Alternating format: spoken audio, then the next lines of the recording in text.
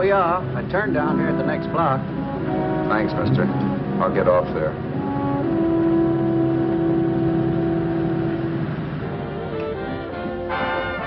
Want anything else? No. Hey, you. Me? Yeah, you. Which way you heading? East. Too bad. I thought if you was heading north, I might be able to help you out. I'm pushing the Salt Lake, and I don't like to ride alone at night. I'm one of those guys that got to talk or I fall asleep. Oh. Sure, now my partner, he's got Lou to keep him company, but I ain't got nobody at all. Where you coming from? West. Yeah, sure, I know, but where, L.A.? Maybe.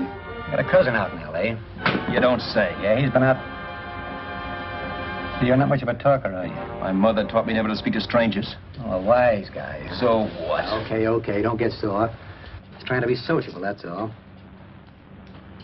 Hey, Glamorous. You change for a dime, will you?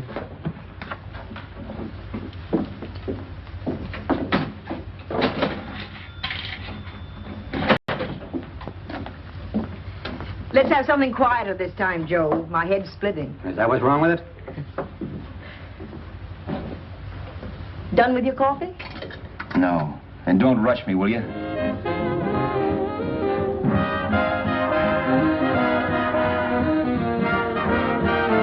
Hey, turn that off. Will you turn that thing off? What's eating you now? Yeah, what's eating you? That music, it stinks. Oh, you don't like it, huh? No, turn it off. Oh, wait a minute, pal. That was my nickel, see? This is a free country. And I play whatever I want to. Sure, and if you don't like it, you don't have to listen to it. And you can leave here anytime you want to. Okay, I'm sorry I asked. First good piece played tonight and you don't like it. Some people just ain't got any good taste.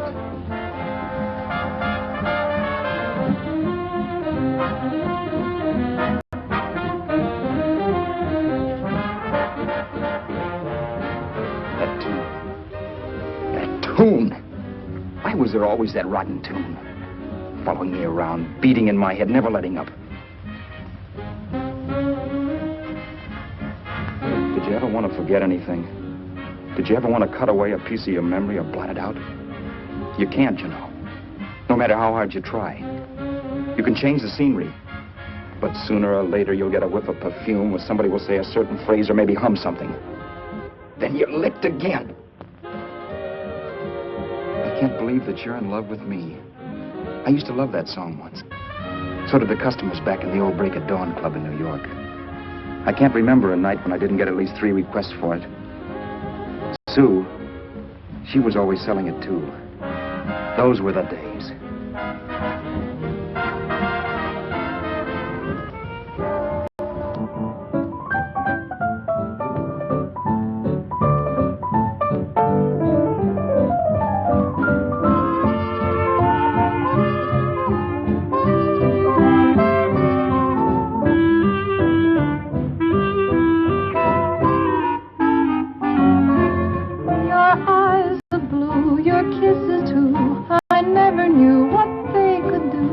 I can't believe that you're in love with me.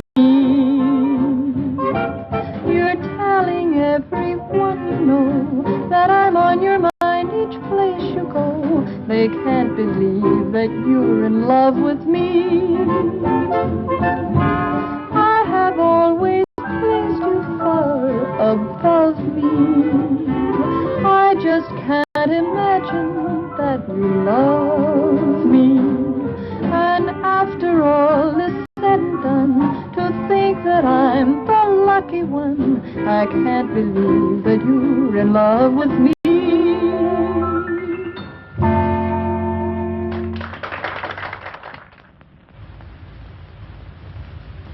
It wasn't much of a club, really.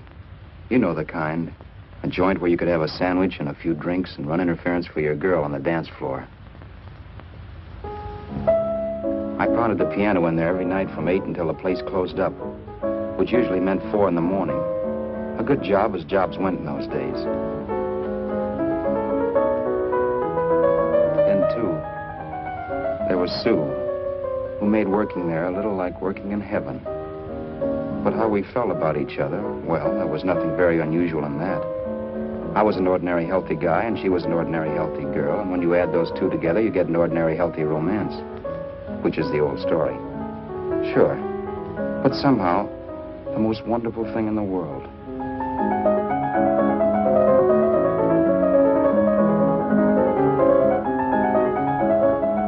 All in all, I was a pretty lucky guy.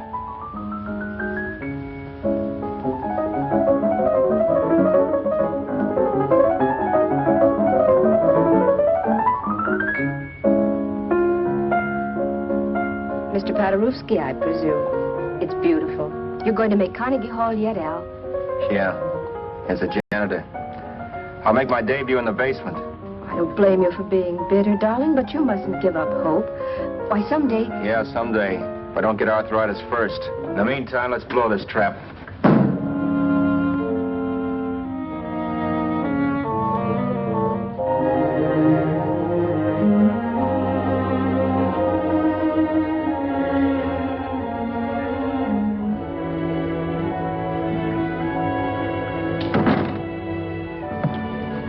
Like to get something to eat, hon? Oh, I don't think so, Al. I lose my appetite working in this flea bag. Let's go home. Okay. I can't stand much more of that dump. Did you see that drunk tonight trying to paw me? No, what drunk? Does it matter what drunk? Say, what's the matter with you tonight, darling? That's the third time you started to tell me something and then stopped. We shouldn't have any secrets from each other, Sue. Next week we're going to make with the ring and the license. You and me will be a team. Yes, that's right. In the Bush League. I don't get you. We've been struck out. It's a funny way to talk, darling. Don't you want to marry me? Al, look, I love you. You know I do, and I want to marry you. But? But not now. Only after we've made good. Sunday I'm going away. Oh, I know you'll think it's silly. That's why I hesitated to tell you. But I'm going to California. I want to try my luck in Hollywood. That's the most stupid thing I ever heard of. Don't you know millions of people go out there every year and wind up polishing cuspidors? I thought you had better sense. You sound as if you don't think I have any talent. That has nothing to do with it. I'll make out all right. Maybe. But what about me? Doesn't it mean anything to you that you're busting up all our plans? We may not see each other for years? It won't be that long. I thought you loved me. I do. You know I do. Well, here we are. Al, why can't you see my side of it? I'm young. We both are, and we've got all the time in the world to settle down.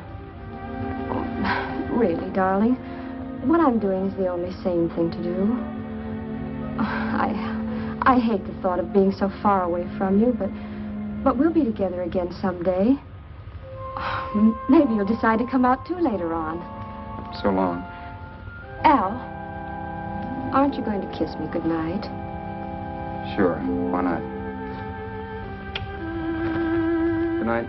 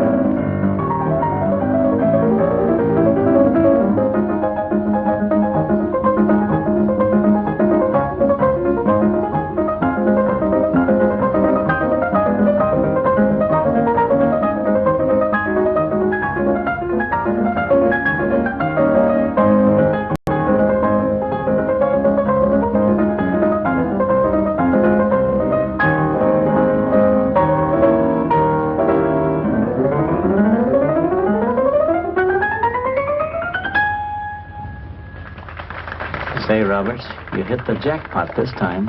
$10. Thanks.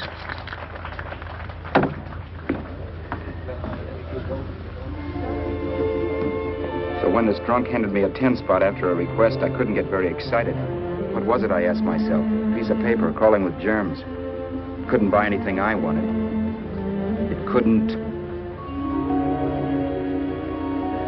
Then I thought of something.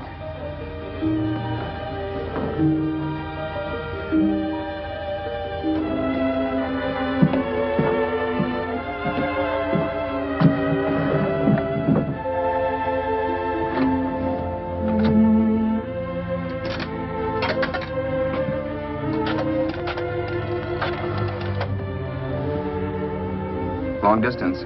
I'd like to put a call through to Los Angeles. Miss Harvey. Sue Harvey, Harvey. The number is Crestview 65723.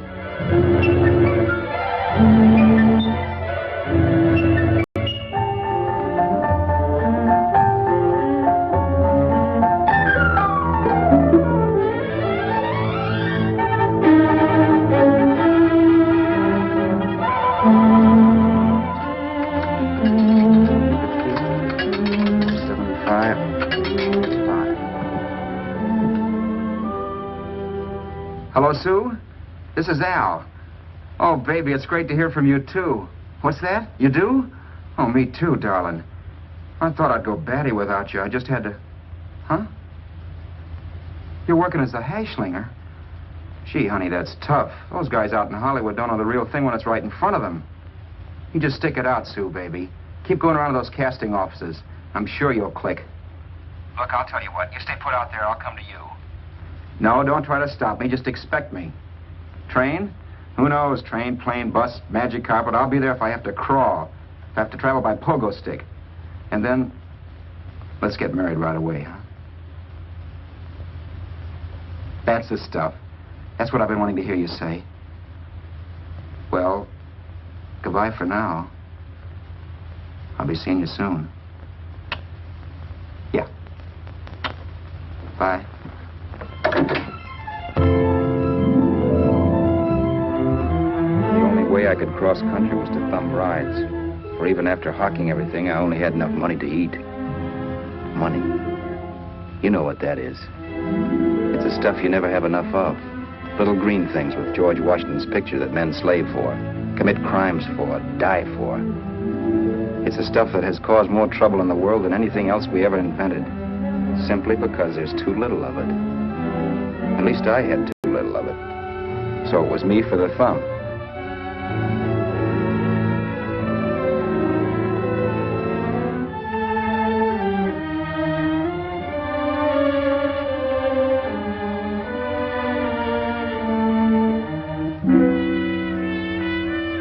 Ever done any hitchhiking? It's not much fun, believe me. Oh, yeah, I know all about how it's an education and how you get to meet a lot of people and all that. But me, from now on, I'll take my education in college or in PS 62, or I'll send $1.98 in stamps for 10 easy lessons.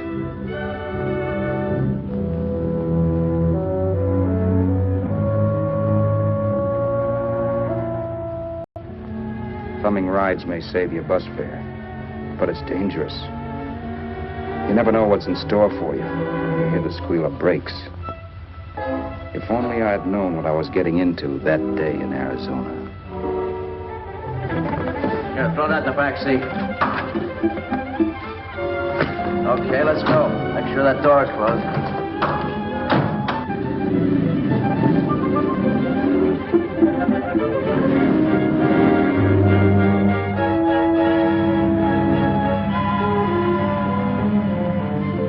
You know, Emily Post ought to write a book of rules for guys thumbing rides. Because as it is now, you never know what's right and what's wrong. We rode along for a little while, neither one of us saying anything. I was glad of that. I never know what to say to strange people driving cars. Then, too, you can never tell if a guy wants to talk. A lot of rides have been cut short because of a big mouth. So I kept my mouth shut until he started opening up. Hand me that little box in the compartment, will you, pal? Hold the wheel, will you?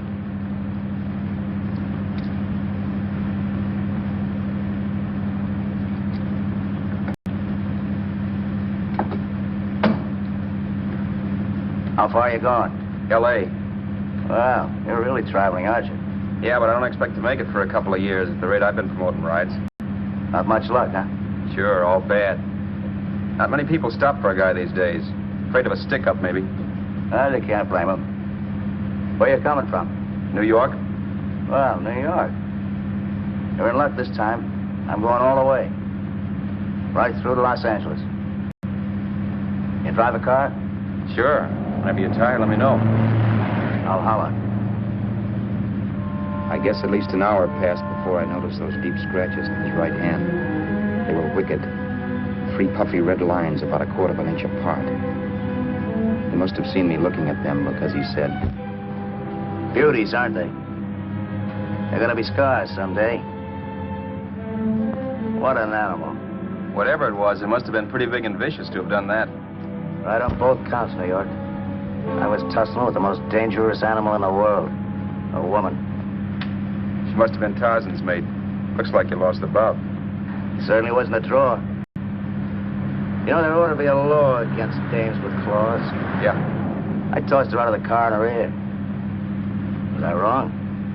Give a lift to a tomato, you expect her to be nice, don't you? Yeah. After all, what kind of dame some rides? Sunday school teachers? Yeah. A little witch. She must have thought she was riding with some fall guy.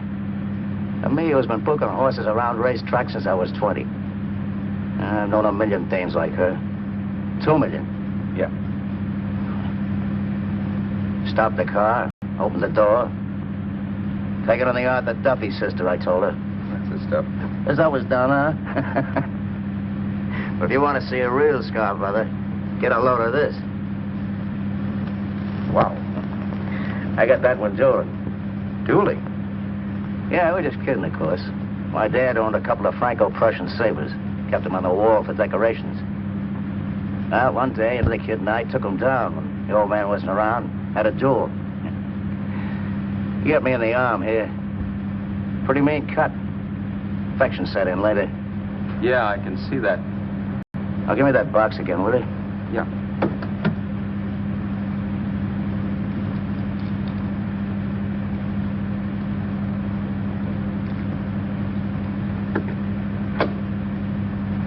Pain made me lose my head, I guess. I began slashing. Before I knew it, I put the other kid's eye out.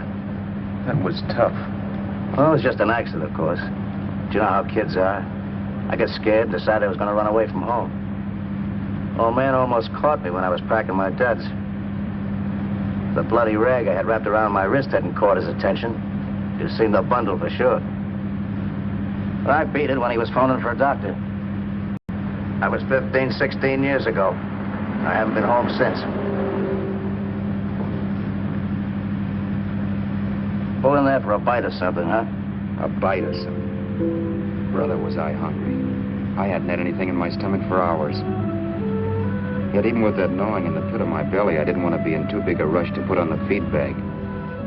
First, I had to make sure this guy knew the score. If I got him down on me, goodbye ticket to Hollywood. I'll wait out here for you, mister. Well, there's the money. Don't worry about paying for it. This time it's on me. Well, that's what... Haskell, think nothing of it. You make your first million, maybe you can do the same for me. Come on, New York. I gotta make the West Coast by Wednesday. There's a horse running at Santa Anita named Powered Bicycle. Means sell to me if I'm on him. We'll make it all right. He did most of the talking during the half hour we were in the place.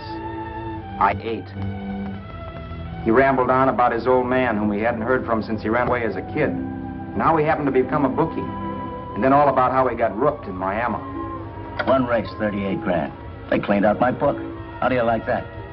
That was tough luck. Yeah, and I'm supposed to be the smart guy.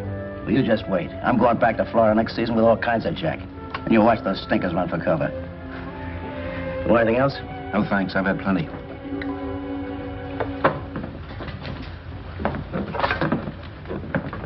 That check there, sister? Oh, just a minute. Your change, sir. Keep it, sister. Oh, thank you, sir. Call again. I'll be waiting outside for you when you finish work. Sharp check, huh?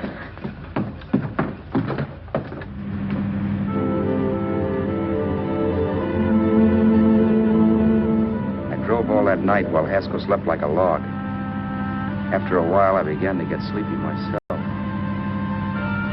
I was happy, though. Soon I'd be with Sue again. The long trip was practically over, and there'd be no more hoofing it down the concrete. I began to think of the future, which couldn't have been brighter if I'd embroidered it with neon lights. It was nice to think of Sue shooting to the top. It's amazing what a full belly can do to your imagination. Your eyes are blue, your kisses too. I never knew what they could do. I can't believe that you're in love with me. You're telling everyone you know I'm on your mind each place you go. I can't believe that you're in love with me.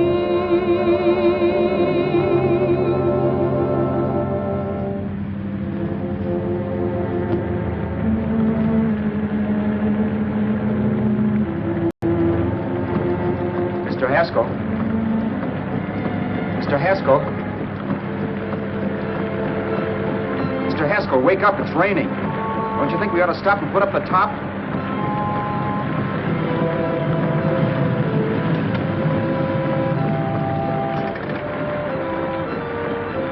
Mr. Haskell, I'm going to put up the top.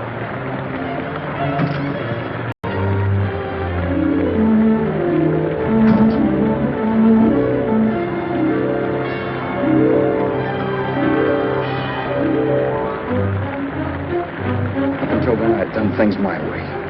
But from then on, something else stepped in and shunted me off to a different destination than the one I had picked for myself. But when I pulled open that door...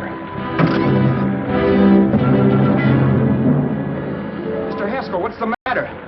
Are you hurt? Are you hurt, Mr. Haskell? Start your sermon. I'll listen to it. But I know what you're going to hand me even before you open your mouths. You're going to tell me you don't believe my story of how Haskell died and give me that don't make me laugh expression on your smug faces. I saw at once he was dead, and I was in for it. Who would believe he fell out of the car? Why, if Haskell came too, which of course he couldn't, even he would swear I conked him over the head for his dough. Yes, I was in for it. Instinct told me to run, but then I realized it was hopeless. There were lots of people back down the road who could identify me. That gas station guy and the waitress. I would be in a worse spot then, trying to explain why I beat it. The next possibility was to sit tight and tell the truth when the cops came. But that would be crazy. They'd laugh at the truth. And I'd have my head in the noose. So what else was there to do but hide the body and get away in the car? I couldn't leave the car there with him in the gully. That would be like erecting a tombstone.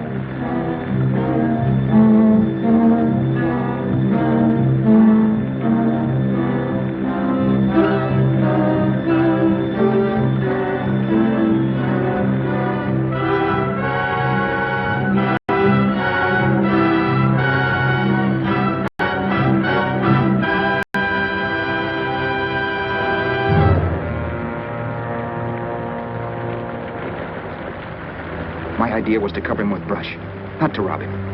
But then I remembered that even if I only drove the car for 100 miles or so, I would need money for gas. Besides, it was stupid of me to leave all that money on a dead man. Not only that, I'd have to take his driver's license in case I was stopped for something. I didn't like to think about it, but by that time I'd done just what the police would say I did, even if I didn't. My clothes. The owner of such an expensive car would never be wearing them. Some cop might pull me in on suspicion.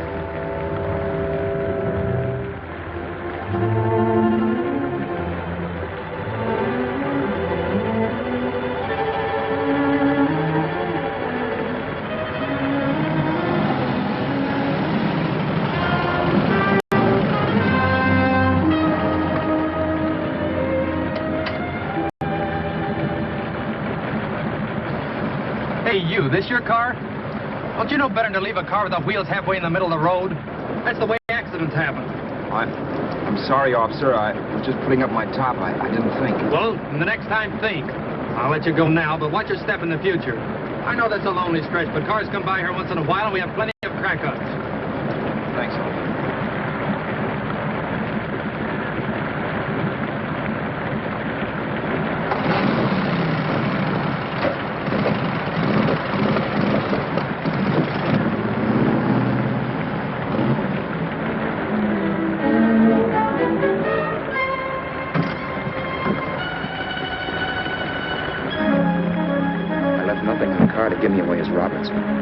If they found a dead man in the gully now, it would be me.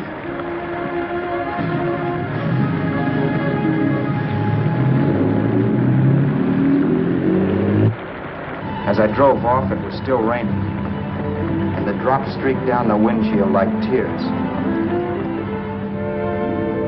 I kept imagining I was being followed and that I could hear sirens back in the distance.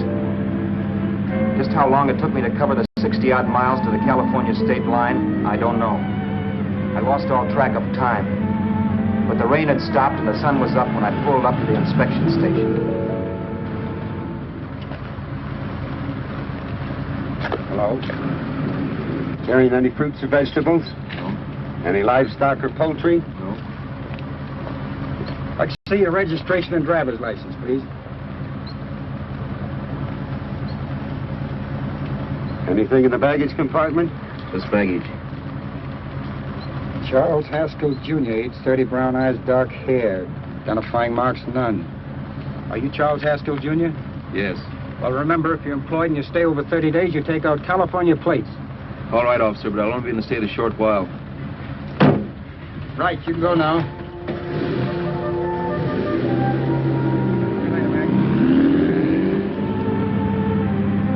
I couldn't drive any farther without some sleep. Cops or no cops, I knew I had to hit the hay and hit it hard. I was dead tired.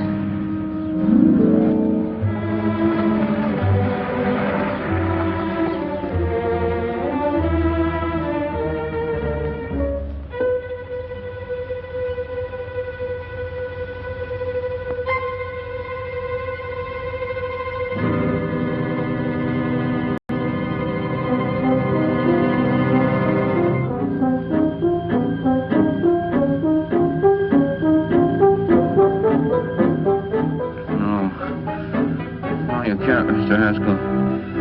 No.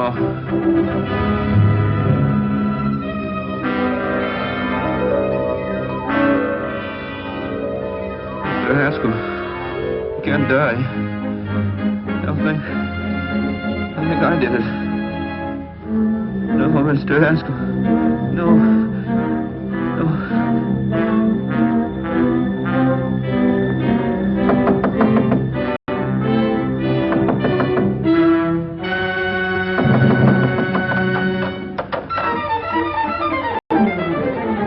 Who's there? It's the maid. Can I come in and clean? Later. In a half hour. All right, sir.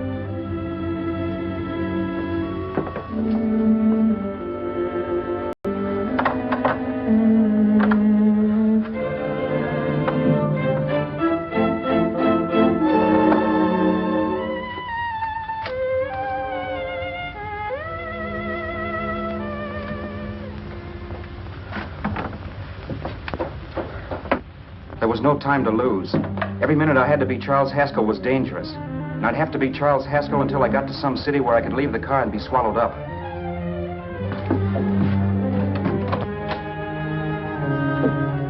That meant driving the car as far as San Bernardino, maybe even to Los Angeles. In a little town I might be noticed, but in a city I should be safe enough. Then, after I ditched the car, I could go on to sue. But those 5 minutes at the state line made me realize it might be a good idea to find out a little bit about Mr. Haskell. Then if anybody asked me questions, I could give the right answers. The first thing I found out was that I had $768. This was a lot of jack, but believe me, it was the kind of money I'd rather not have.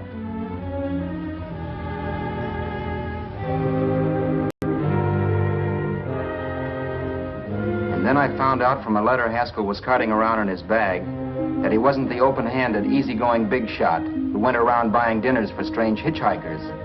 Before I got done reading it, I saw him more as a chiseler.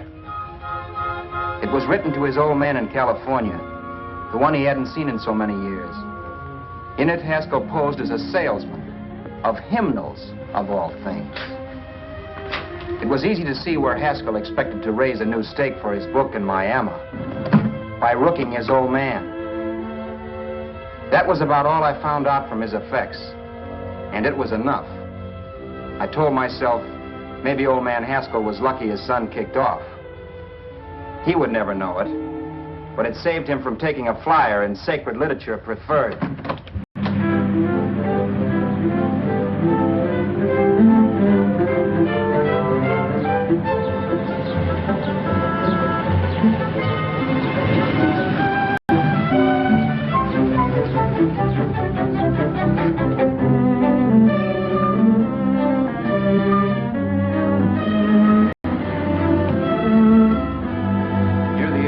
Desert Center, I pulled up for water. There was a woman. Hey, you! Come on if you want to ride.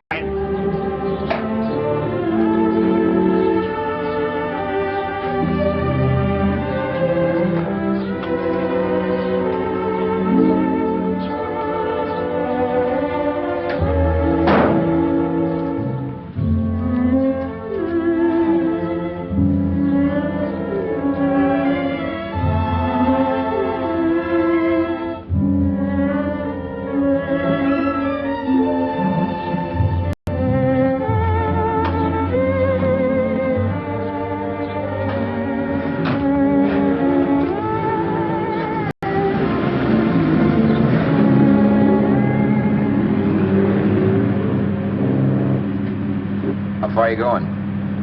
How far are you going? That took me by surprise, and I turned my head to look her over. She was facing straight ahead, so I couldn't see her eyes.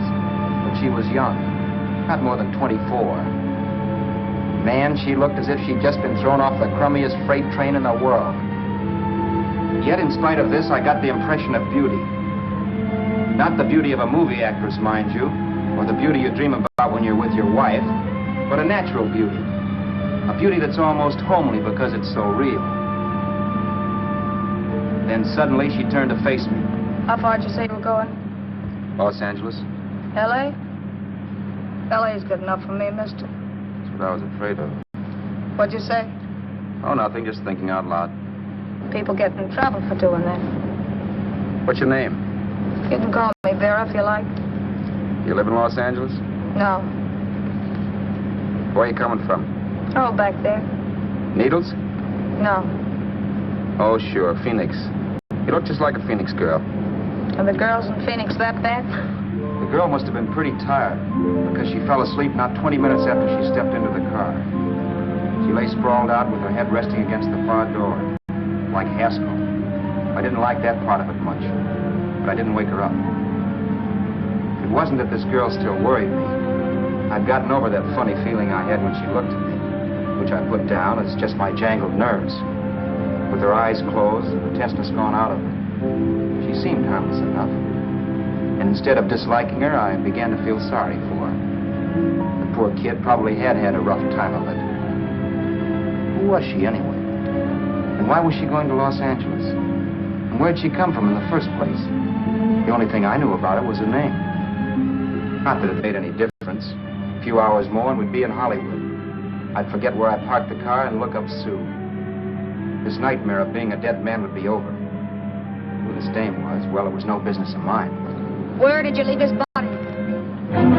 Where did you leave the owner of this car? You're not fooling anyone.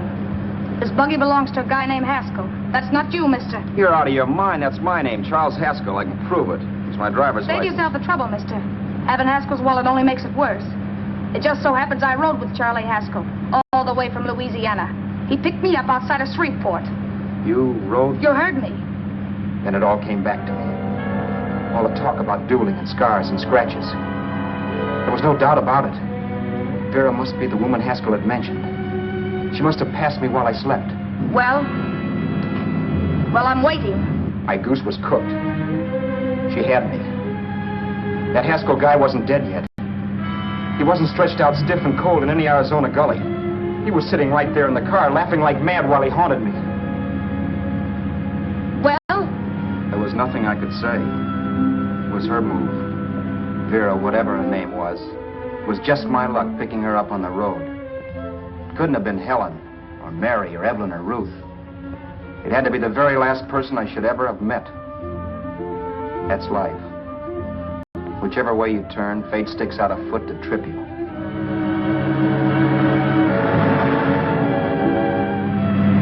I told her everything everything, but she didn't believe my story. I should have saved my breath. That's the greatest cock and bull story I ever heard.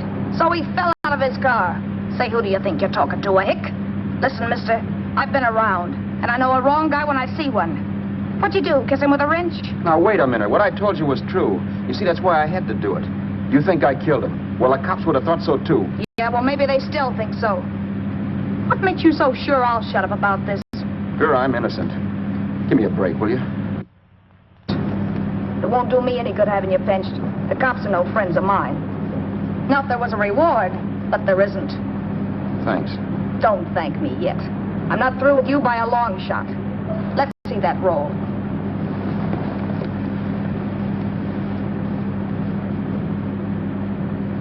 Is that all Haskell had? Isn't it enough? No, I thought he had more. Not that I know of. You can search me. You think I'm holding out on you? Well, maybe I will at that. He told me he was going to bet $3,000 on a horse named Paradisical on Wednesday at Santa Anita. He was stringing you along. He meant 300. Maybe. Sure, $3, 300. He was a piece of cheese, a big blowhard. Listen, mister, don't try and tell me anything about Charlie Haskell. Remember, I knew him better than you did. Okay, then you knew he was a four-flusher. That explains the $3,000 bet. I'm not so sure he didn't have that $3,000. Why should I believe you? You got all the earmarks of a cheap crook. Now, wait a minute. Shut up. You're a cheap crook and you killed him. For 2 cents, I'd change my mind and turn you in. I don't like you. All right. Don't get sore. I'm not getting sore. But just remember who's boss around here. If you shut up and don't give me any arguments, you'll have nothing to worry about. But if you act wise, well, mister, you'll pop into jail so fast it'll give you the bends. I'm not arguing. Well, see that you don't. You know, as crooked as you look, I'd hate to see a fella as young as you wind up sniffing that perfume that Arizona hands out free to murderers. I'm not a murderer. Of course you're not. Haskell knocked his own head off. He fell, that's how it happened, just like I told you. Sure, and then he made you a present of his belongings. I explained why I had to do that. Doesn't make a difference one way or another. I'm not a mourner.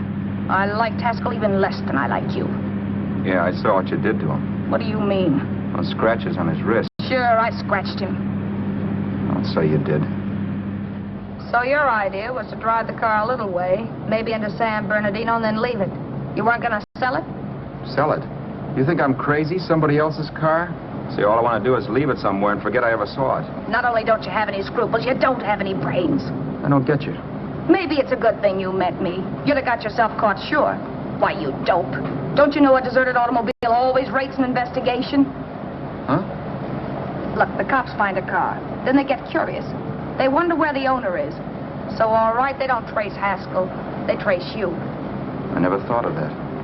The only safe way to get rid of the car is to sell it to a dealer. Get it registered under a new name.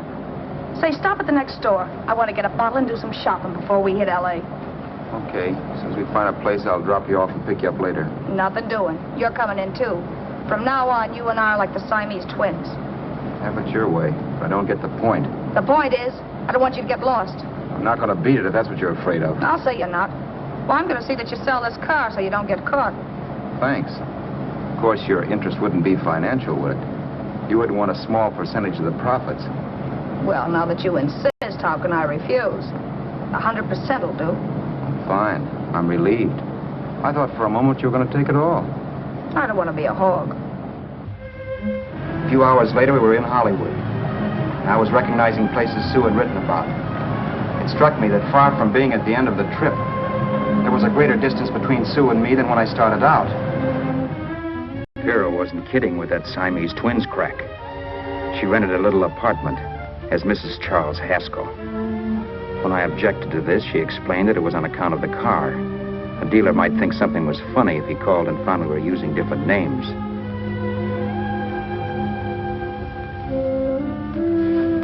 Home, sweet home. Yeah. Not bad, either.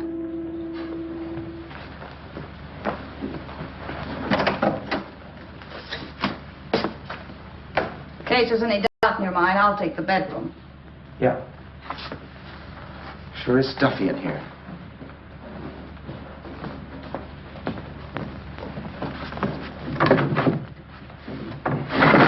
Keep the window shut.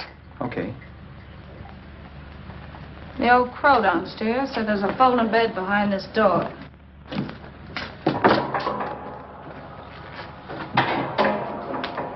You know how to work it? I invented it. Some joint. One can't have everything.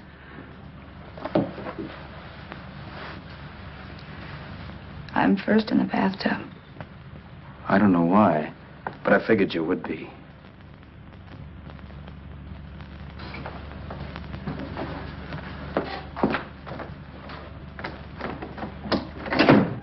Boy, oh boy.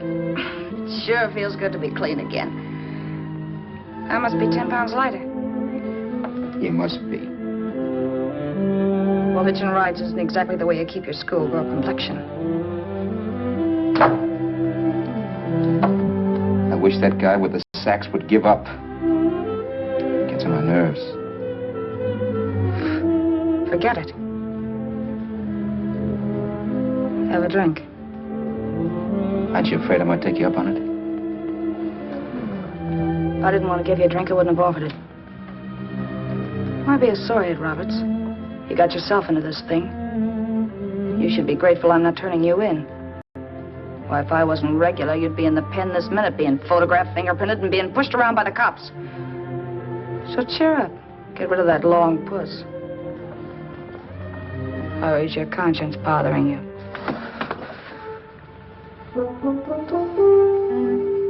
No. It isn't. Swell. That's the spirit. He's dead and no moaning around will bring him back. Anyway, I never could understand this worrying about something that's over and done with. Now look, Vera, for the last time I didn't kill him. Haskell was a sick man. Maybe he was dead before he fell out of the car. I don't know. Sure, he died of old age. All right. So if it'll make you sociable, you didn't kill him.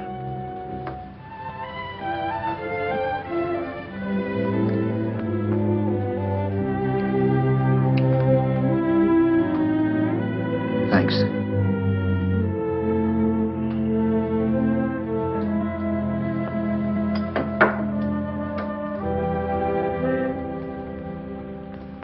We're out of liquor, Roberts. Yeah. Too bad. I felt like getting tight tonight. Well, I think you succeeded. Am I tight? As a prima donna's corset. That's good. I wanted to get tight. Why? What have you got to get tight about? Oh, I don't know. Few things. Huh. You should have my worries. If I had your troubles, I'd stay sober. And I've got the key to that door. Yeah. Maybe you're right. I'm always right. You know, I don't like your attitude, Roberts. Well, there's a lot of things I don't like. Sure. But life's like a ball game. You gotta take a swing at whatever comes along before you wake up and find it's a ninth inning. You read that somewhere. That's the truth, Roberts. All you do is bellyache. Taking it easy and, well, trying to make the best of things. But maybe that's what's wrong with the whole world.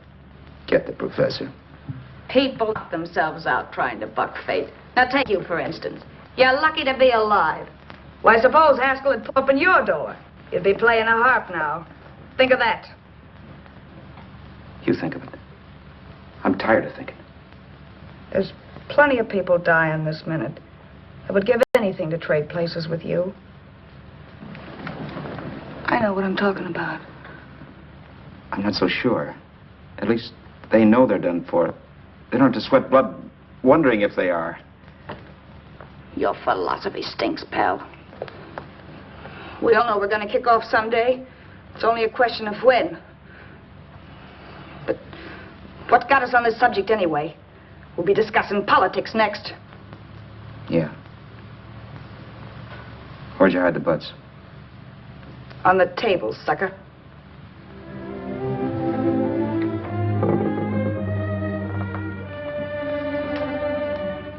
We bored each other with conversation for a couple of hours longer. Every 5 minutes, one of us was wishing we had another bottle or a radio or something to read. Then finally, we ran out of chatter. I know it's only 11 o'clock, but I want to get up early and make the rounds of the used car lots. No hurry about that. We got all the time in the world. Maybe you have, but if you think I want to stay cooped up in this place any longer than I have to, you're batty. It's not a bad place. Pay plenty for diggings like this in New York. I wouldn't like it if it was the Ritz.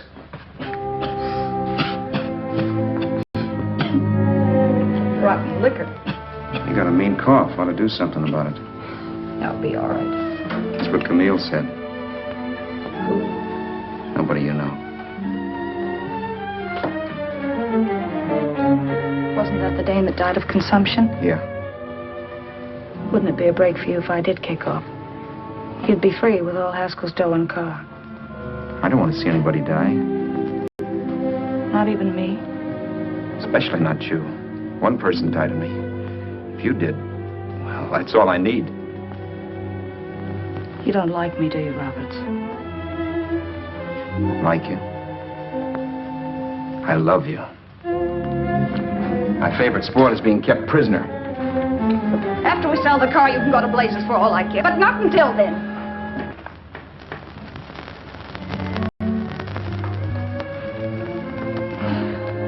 I'm going to bed.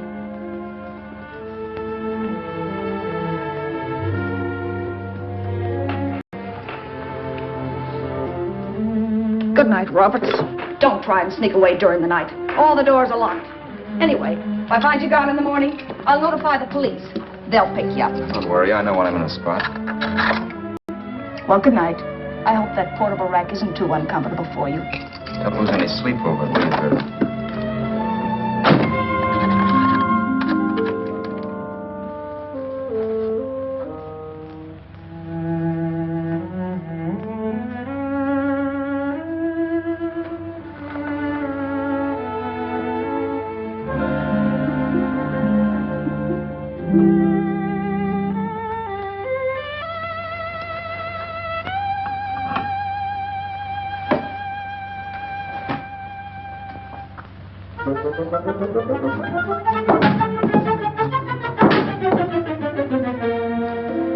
Crisview. 6, 5, 7, 2, 3. Hello? Hello? Hello? Hello?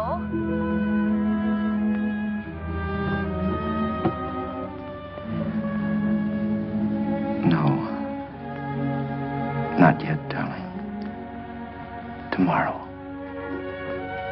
Maybe.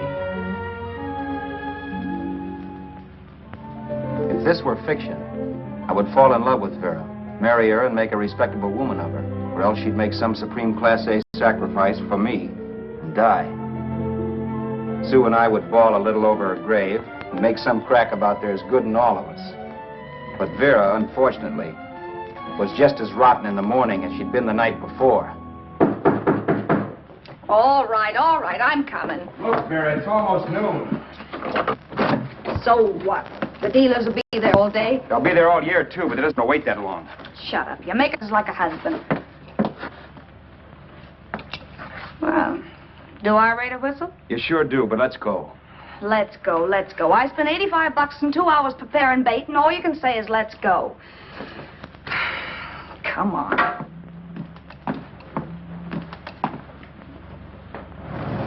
We passed a few used car lots last night down this way. What do you think we can get for this heap? I don't know. Plenty.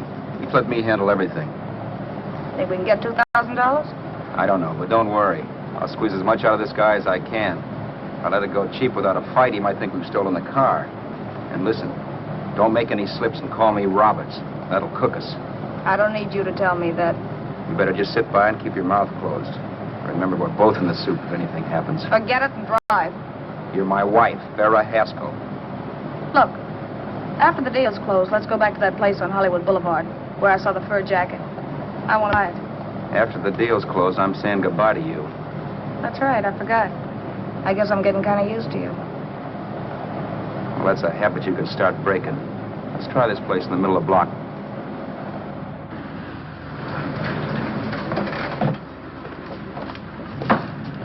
Good afternoon. What can I do for you? We're interested in selling a car. If the price is right. Well, if it's in good mechanical condition, it should blue book for about $1,600. Tony, take a look at this motor. $1,600. Are you kidding?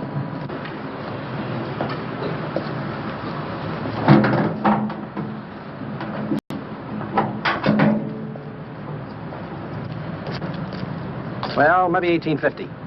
Before I let it go for 1850, I'll wreck it and collect the insurance first.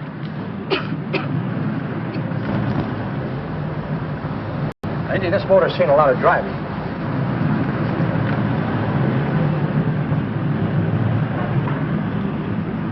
Well, the mechanic inspected the car. We haggled. At last, when we were all worn out, we hit a compromise. His price. Okay, it's a deal. All right, come in. We'll sign the papers. I have the ownership papers right here with me. Look, Vera, in the meantime, will you clean the dash compartment? There may be some stuff in it. All right, darling. $1,850. That dirty crook.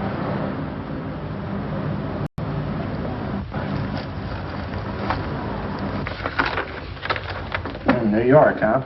Yeah. But you bought the car in Miami. Yeah. Well, now let's see about the insurance. We can either have it transferred or canceled. What kind of insurance do you have, Mr. Haskell? Well, aren't all the papers there? I don't see any. Surely you know what type of insurance you carry in the car. The name of the company? Yeah, but, Well, if you'll just tell me the name of the company, I'd be very glad to take care of all the details. well, Did you sign the papers yet? not yet. Well, don't. We're not selling the car. Well, wait a minute, Mrs. Haskell. Come on, darling. What's the matter? Change your mind? Yes, I'm sorry. I guess I have. But, Vera... Let's go.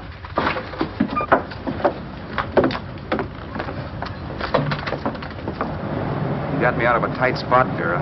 But I still don't understand all this. You will in a minute. I almost threw away a gold mine. 1850 isn't to be sneezed at. The car doesn't book for as much as I thought. We're not selling the car. You want to keep it.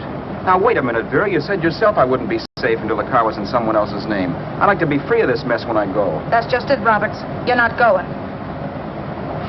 There's a drive-in at the next corner. Pull in there and we'll get a bite to eat. And I'll explain.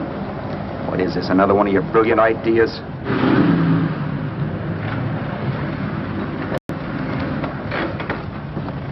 Oh, may I take your order? Make mine a ham sandwich and coffee. And for you, sir? Oh, I don't care. The same. Thank you.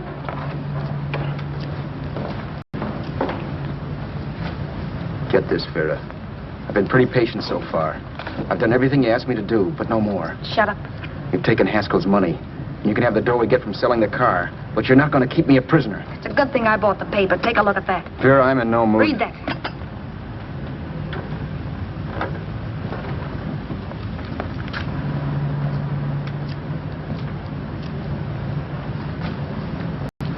No. Yes. No, I won't do it. Yes, you will. You think I'm crazy? It's impossible, I tell you. Excuse me.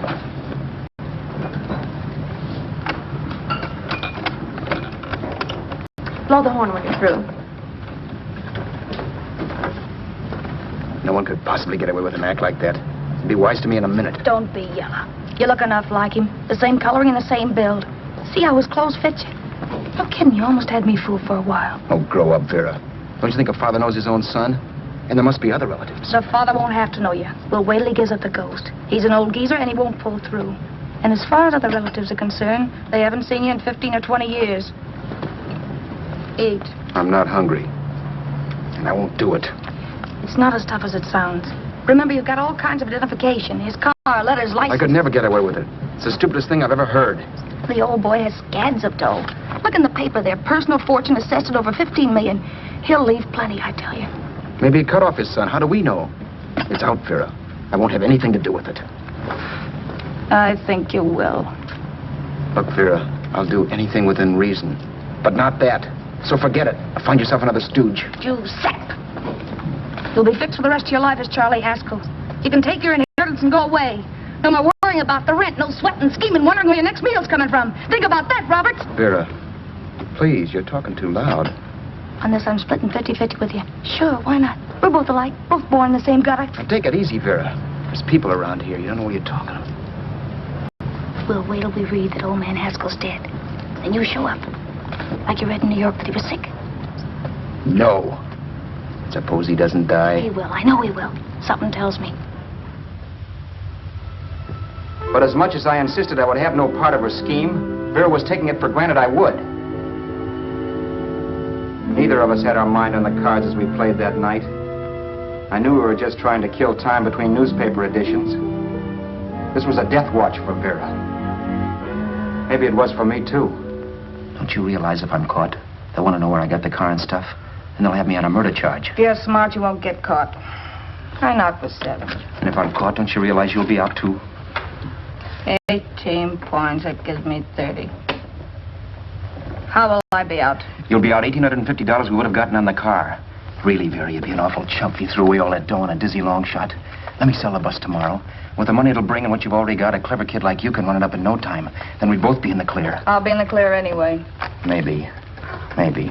But if I got caught, I'd get good and sore at you, you know. You mean you'd squeal? Well, no, not squeal exactly. Never mind what you meant. Even if you did tell the cops I was in on it with you, what could they do to me? They might give me the same medicine they gave you. Yeah. A rope. But I'm on my way now. All you'll be doing will be rushing it. All right. But think of the $1,850 you'd lose. You'd kick yourself along the block if it let get away from you. I'll take the chance. Want another drink? You're being a goon. That's the way people wind up behind the 8 ball. Once they get a few dollars, they become greedy and want more. My. Caesar. Who? You know that Roman general? He got his for being greedy.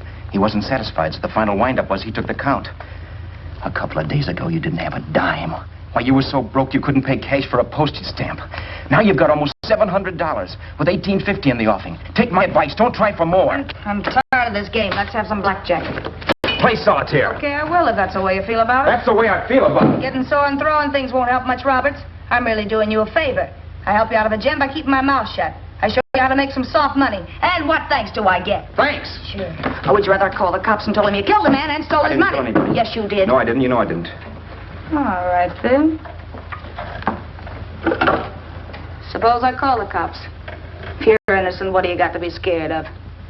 Okay. Call him, you mutt. Go ahead and call him, see if I care. At least they'll give me a square deal. You want me to call them? You heard me. But I'm warning you. If I'm pinched, I'll swear you were in on it. I'll say that you helped me. If I fry, I'll get even with you. You wouldn't dare. You're chicken. Yeah? Then try it and see. Call him. Yeah. Okay, I will.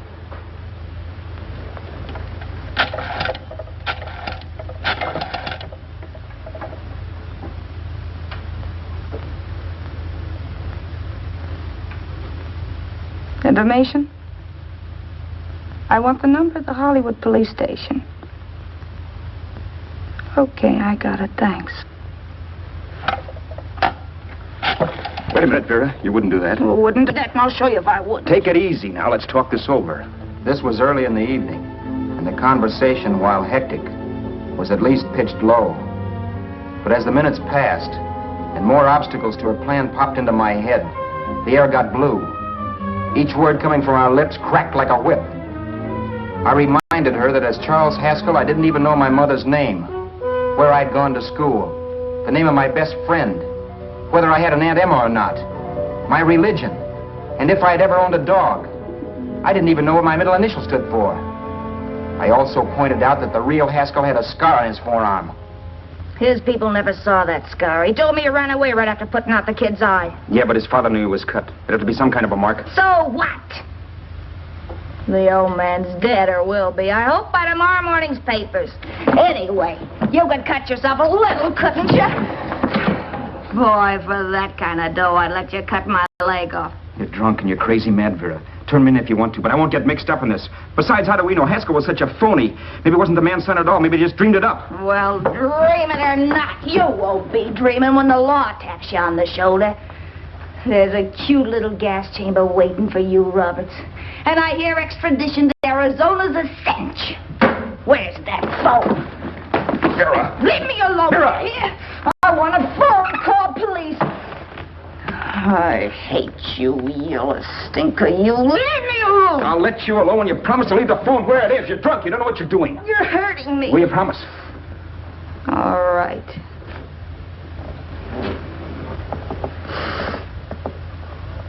You hurt me. I'm sorry, but... And it's hot in here. Open up a window. It's not hot.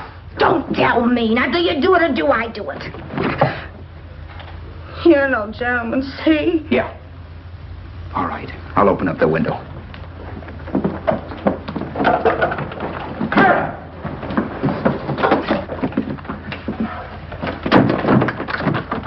the door. Please open the door. Vera, open the door. Don't use the phone. Listen to me. I don't like you, Roberts. You're no gentleman, see? You hurt my hand, and I'm going to get even with you. If you don't open the door, I'm going to kick it down, Vera. Vera, don't call the cops. Listen to me. I'll do anything you say. Vera, let me in. I'll break the phone.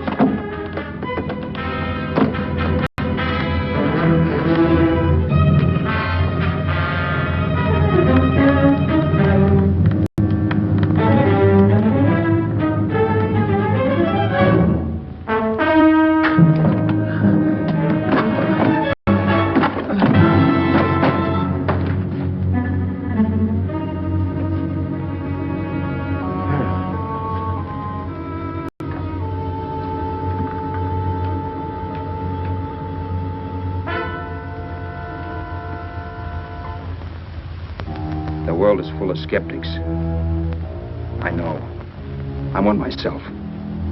In the Haskell business, how many of you would believe he fell out of the car? And now, after killing Vera without really meaning to do it, how many of you would believe it wasn't premeditated? In a jury room, every last man of you would go down shouting that she had me over a barrel and my only out was force. The room was still. So quiet that for a while I wondered if I had suddenly gone deaf. It was pure fear, of course.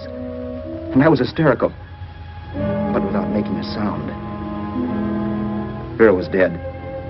And I was her murderer. Murderer. What an awful word that is. But I'd become one. I'd better not get caught. What evidence there was around the place had to be destroyed. And from the looks of things, there was plenty.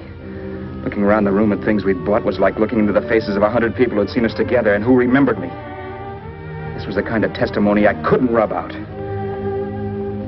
No. I could burn clothes and hide bottles for the next 5 years. There'd always be witnesses. The landlady, for one. She could identify me. The car dealer, the waitress in the drive-in, the girl in the dress shop, and that guy in the liquor store. They could all identify me. I was cooked. Done for. I had to get out of there. While once I'd remained beside a dead body, planning carefully how to avoid being accused of killing him, this time I couldn't. This time I was guilty. Knew it. Felt it. I was like a guy suffering from shock. Things were whirling around in my head. I couldn't make myself think right. All I could think of was the guy with the saxophone and what he was playing. It wasn't a love song anymore. It was a dirge.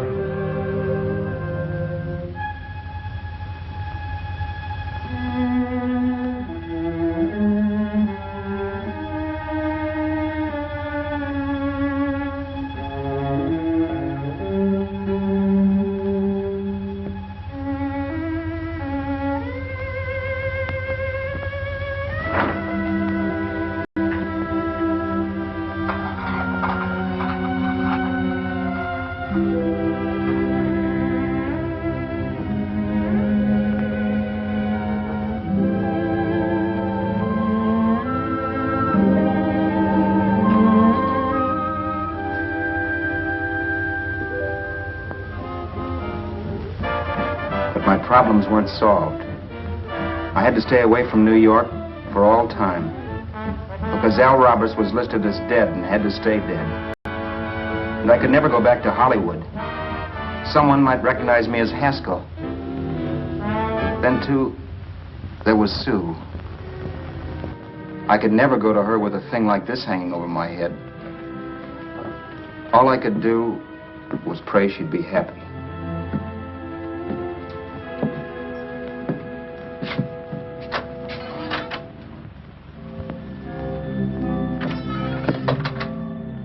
I was in Bakersfield before I read that Vera's body was discovered. And that the police were looking for Haskell in connection with his wife's murder. Isn't that a laugh? Haskell got me into this mess, and Haskell was getting me out of it. The police were searching for a dead man. I keep trying to forget what happened. And wonder what my life might have been if that car of Haskell's hadn't stopped. But one thing I don't have to wonder about. I know. Someday a car will stop to pick me up that I never thumbed.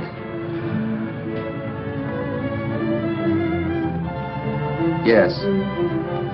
Fate, or some mysterious force, can put the finger on you or me for no good reason at all.